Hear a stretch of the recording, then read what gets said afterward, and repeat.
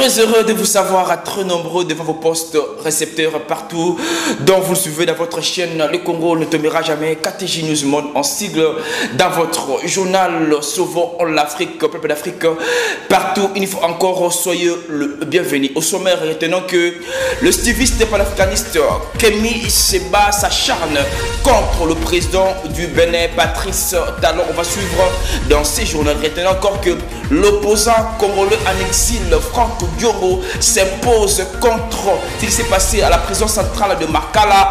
Retenons encore qu'il a vraiment parlé à la et en large à Genève.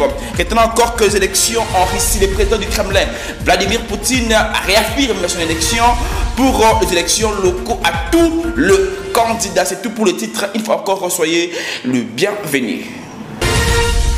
Comme je vous ai annoncé au sommaire que le stiviste panafricaniste Kémy Séba réagit contre le président du Bénin, Patrice Talon, et s'attaque brutalement contre sa politique. Suivant ce détail avec Charlie Nteka. Mon propos d'aujourd'hui va s'adresser à trois entités. Patrice Talon, président temporaire du Bénin. Deuxième entité, l'opposition béninoise. Et troisième entité, notre peuple au Bénin. Première entité, Patrice Talon, président en exercice du Bénin, président temporaire du Bénin, président qui, depuis sa prise de pouvoir, persécute socialement, politiquement, le peuple béninois. Même s'il construit à tout va sur le terrain infrastructurel le Bénin, il déstructure et il détruit psychologiquement une bonne partie de ses concitoyens. Président Patrice Talon, nous avons tous appris que vous avez fait kidnapper le frère Steve Amoussou, frère Unvi, que je ne connaissais objectivement pas personnellement, mais dont j'avais bien évidemment entendu parler de quelques chroniques acerbes et très bien structurées contre votre politique inique au Bénin. Nul besoin de dire que j'étais d'accord avec bon nombre de points qu'il évoquait, même si je pouvais sur certains points avoir une distance critique par rapport à certains points soulevés et qui le liaient à d'autres axes de l'opposition. Mais je dois reconnaître que c'était un frère qui, même s'il ne montrait pas son visage, avait dédié sa vie à exposer vos failles, vos limites dans la gestion de la gouvernance au Bénin. Rendons-nous en Algérie, les élections présidentielles. Le président Tebboune est réélu comme président en Algérie. Suivons ces détails. Candidat à sa propre réélection, Abdelmadjid Tebboune a voté dans la capitale Alger pour une élection présidentielle où le principal enjeu reste le taux de participation. À 13 h, selon l'autorité nationale indépendante, il était estimé à 13,11%. Malgré cette faible participation, le président sortant a exprimé sa satisfaction quant au niveau de la démocratie. La campagne électorale a été constructive et les trois candidats ont su se montrer à la hauteur. Ils ont présenté une belle image de la démocratie en Algérie et cela pourrait servir d'exemple pour l'avenir. Alors que plusieurs voix s'élèvent pour condamner la répression des opinions dissidentes, Abdelmadjid Tebboune promet, s'il est réélu pour un second quinquennat, de s'attaquer au chômage et de travailler à consolider cette démocratie. Il faudra atteindre un point de non-retour pour bâtir une véritable démocratie, non pas celle des slogans, mais une démocratie fondée sur les droits de tous les citoyens. Tout le monde est témoin que jour après jour, la situation des citoyens algériens doit s'améliorer jusqu'à ce que toutes leurs revendications soient satisfaites. Après une campagne électorale en demi-teinte, un scrutin tenu en plein été contrairement aux années précédentes et en dépit des efforts des autorités pour pousser les électeurs aux urnes, une faible affluence a été enregistrée sur l'ensemble du territoire. Abdelmadjid Tebboune reste à la tête de l'Algérie. Le septuagénaire a remporté la présidentielle du 7 septembre avec 94,65% des suffrages, selon les résultats publiés dimanche par l'autorité électorale indépendante du pays. Ses deux adversaires, l'islamiste Abdelali Hassani Chérif et le socialiste Youssef Aouchiche, ont obtenu respectivement 3,2% et 2,2%. Fait inédit cependant, dans un communiqué conjoint, le président sortant et ses deux adversaires ont dénoncé des irrégularités et contradictions dans les résultats publiés par l'autorité électorale indépendante. Les trois fustigent notamment le flou et les contradictions des chiffres de participation. L'organe en charge des élections en Algérie a annoncé samedi une participation de 48,03%. En attendant, le président réélu reçoit déjà des messages de félicitations, dont celui du président français, Emmanuel Macron. Poursuivons notre actualité, nous sommes au Kenya, là où bilan provisoire d'un incendie d'une école qui a fait 21 morts au bilan provisoire selon les locaux. Le bilan de l'incendie qui a ravagé le dortoir d'une école primaire dans le comté de Nyeri à 170 km de Nairobi est monté à 21 morts selon les données officielles publiées samedi. L'internat abritait plus de 156 enfants âgés de 9 à 13 ans. Samedi, les corps des victimes ont commencé à être retirés du lieu du drame. Nous avons pu récupérer 19 corps. Ces corps sont très largement brûlés, à tel point qu'il serait impossible pour leurs parents de les identifier. Une enquête a été ouverte pour élucider les circonstances de cet incendie qui s'est déclaré jeudi soir. Le président kényan a décrété 3 jours de deuil à compter de lundi. Rendez-vous la République démocratique du Congo, RDC, le pays du président Tshisekedi. L'opposant en exil, Franck Diongo, réagit par rapport à l'évasion de la prison centrale de Makala et affirme plusieurs morts ont été vraiment victimes de cette évasion et beaucoup de violés, beaucoup aussi de blessés et beaucoup de morts. Suivant. Le deuil national, 2000 personnes ont été tuées. Hier, on a arrêté un journaliste. On essaie des droits de l'homme. Human Rights Watch peuvent suivre ça. Amnesty International peut suivre ce discours. Un gouvernement de génocidaires. Non, c'est mon sérieux. Si tu es complice, excusez-moi. On est à l'ONU. C'est comme du pays. Donc, ils sont venus se moquer des Congolais ici. Ils ont tué 2000 personnes en prison. Ils disent qu'ils ne violent pas les droits de l'homme. Le Congo ne peut pas être membre aux Nations Unies pour les droits de l'homme.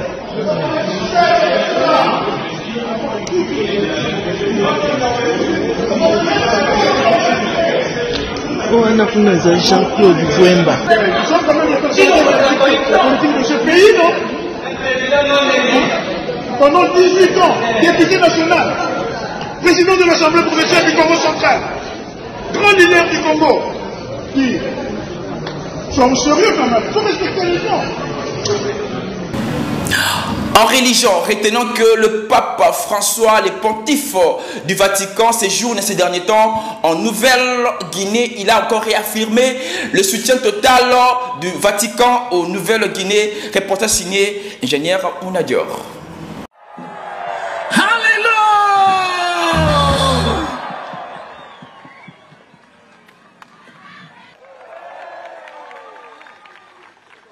Today is a symbol of hope and peace, a safe space for those in need.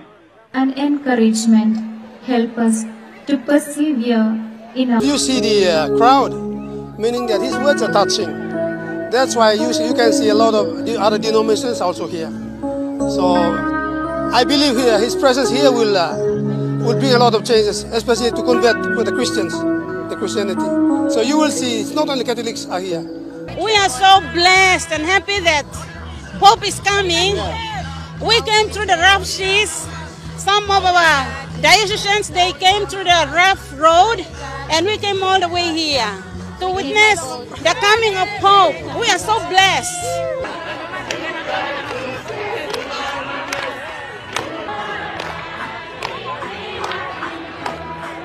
Rendons-nous en Europe, précisément en France. Retenons que l'ancien président français François Hollande explique à long et à large, vraiment dans les détails, sur la nomination de M. Michel Barnier comme Premier ministre français. Reportage signé Tchadé Nseka. J'ai considéré que le processus qui avait été engagé par Emmanuel Macron en procédant à la dissolution de l'Assemblée nationale aboutissait à ce que l'extrême droite revienne par la fenêtre alors que elle avait été écartée par la porte, celle que les électeurs lui avaient ouverte. même si je ne nie pas qu'il y a plus de 30% de Françaises et de Français qui ont voté pour l'extrême droite. Mais ce qui avait été en cause, c'était le Front républicain. Et là aussi, il y a eu une montée de refus de l'extrême droite qui aujourd'hui se trouve arrêté, contrarié et finalement débouté, puisque nous avons un gouvernement. C'est pas la personne de Michel Barnier qui est en cause. Je le connais, j'ai de l'estime pour ce qu'il a pu faire au niveau européen et même au niveau national quand il a eu des responsabilités. Mais là, c'est un gouvernement qui est non seulement de droite, nous verrons sa composition, mais qui ne tient pour sa vie qu'à au bon vouloir, elle l'a répété encore hier, Madame Le Pen, de l'extrême droite. Toujours en France, retenons que Jordan Bardella, lui aussi, il a réagi par rapport à la nomination de Michel Bardet, image de Charles Deliteka. Le Rassemblement national est devenu premier parti de France, premier parti en nombre de voix, premier parti en nombre de députés à l'Assemblée nationale, et rien désormais ne peut se faire sans le Rassemblement national. Rien ne peut se faire sans le Rassemblement national. Mais vous Par conséquent, ce jeu, vous joueriez la carte du chaos? Aucun jeu. Il y a des préoccupations concrètes aujourd'hui pour le quotidien des Français, et j'attends du Premier ministre et du futur gouvernement qu'ils se mettent au travail. Toujours en Europe, précisément en Russie, là où le président de la Russie, Vladimir Poutine, organise les élections locaux et tous les électeurs ont invité devant les urnes. Image de Charles Deliteka. Quelques 58 millions de Russes dans 83 sur 89 régions du pays ont été appelés à voter dans les élections locales dont les résultats préarrangés étaient destinés à démontrer le semblant de normalité et de soutien populaire au Kremlin après 2 ans et demi de guerre en Ukraine. Les autorités ont maintenu le vote dans la région de Koursk, dont l'Ukraine contrôle plus de 1300 km² après son incursion surprise du début août et dont plus de 120 000 habitants ont été évacués ou déplacés face au combat. Rendons-nous aux États-Unis d'Amérique. Retenons que le 5 novembre prochain aura lieu les élections présidentielles. Mais nous attendons le mardi prochain le débat contradictoire entre Kamala Harris et Donald Trump. Image signée Ingénieur Mouna. D'un côté, un ancien président en perte de vitesse dans sa campagne et empêtré dans des affaires judiciaires. De l'autre, une vice-présidente portée par l'enthousiasme soulevé par sa candidature en juillet et ayant tout à perdre d'un débat raté. C'est peu dire que le face-à-face mardi soir entre Donald Trump et Kamala Harris sur la chaîne américaine ABC est lourd d'enjeux. Pour la première fois, les deux candidats s'affronteront avant l'élection du 5 novembre. Je pense que les enjeux sont immenses pour les deux candidats. Peut-être un peu plus élevé pour Kamala Harris. Le lancement de sa campagne s'est si bien passé. Les gens attendent beaucoup, surtout s'ils ne savent pas grand-chose d'elle. Côté républicain, il s'agit peut-être pour Donald Trump de sa dernière chance d'infléchir la dynamique de la campagne. Il s'en sortait évidemment bien mieux dans les sondages nationaux et sur le terrain que le président Biden. Maintenant, tout est resserré. Il essaie donc de changer le récit. Cet événement de 90 minutes pourrait être le moyen d'y parvenir. Un débat debout, sans notes et sans public, et dont les micros des candidats seront coupés lorsque ce sera à leur adversaire de parler. L'audience devrait atteindre des dizaines de millions de téléspectateurs. C'est par ce numéro que nous bouclons notre magazine ou notre journal de ce soir. Merci pour votre réelle attention, peuples africains, partout dont vous nous suivez. Au rappel des titres, retenons qu'on a parlé aujourd'hui sur le problème qui se pose entre le stiviste panafricaniste Kémy Séba. Il a parlé contre le président du Bénin, Patrice Talon, et aussi l'opposant congolais en exil, autrement dit Franck Diongo, s'est acharné contre l'évasion de la prison centrale de Makastela. Retenons encore que les élections en Russie, le président du Kremlin, Vladimir Poutine, réaffirme son élection pour les élections locaux à tout le candidat. Le titre de notre journal. Merci pour votre réelle attention partout dont vous nous suivez, peuple africain. Je vous demande toujours de vous abonner, de commenter, de liker et de partager massivement nos numéros du magazine Sauvons l'Afrique. C'est votre humble frère Neville Toko qui était devant la caméra et derrière la caméra c'était votre ingénieur Charles Deliteka. Rendez-vous au prochain numéro. Bye et à la prochaine.